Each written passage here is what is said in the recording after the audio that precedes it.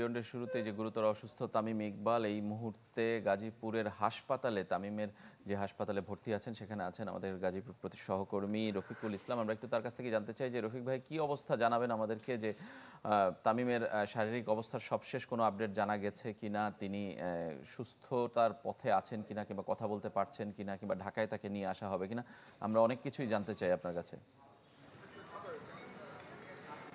আসলে আমরা যতটুকু জানতে পেরেছি, হাসপাতাল কর্তৃপক্ষ আমাদেরকে জানিয়েছেন তাকে নিবিড় পর্যবেক্ষণে আসলে রাখা হয়েছে। তো অসমর্থিত সূত্রে আমরা জানা গিয়েছে তার হার্টে আসলে ব্লক ধরা পড়েছে। সেই হার্টে যে ব্লক ধরা পড়েছে সেখানে রিং করানোর কাজ চলছে, সেটি কিন্তু আমরা অসমর্থিত সূত্রে জানতে পেরেছি। তো আমরা কিছুক্ষণ আগে মূলত হাসপাতালের সামনে এসেছি। তো আপনি জানেন যে পিকেএসপিতে আসলে তামিম ইকবাল যে প্রিমিয়ার লিগ খেলা চলছে, সেখানে খেলার সময় তার বুকে প্রচণ্ড ব্যথা অনুভব হয়।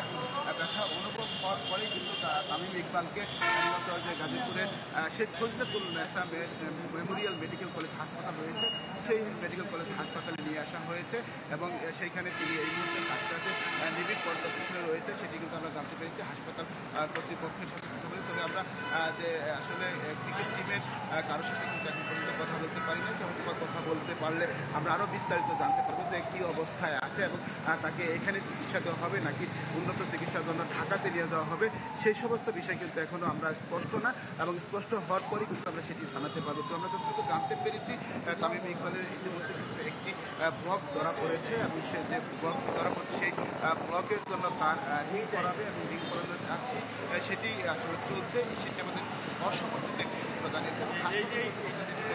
এখানে আসার পরই তামিম ইকবালকে আসলে নিবিড় পর্যবেক্ষণে নেওয়া হয় এবং সেই নিবিড় পর্যবেক্ষণে তিনি এখনও আছে এবং পরবর্তী আপডেট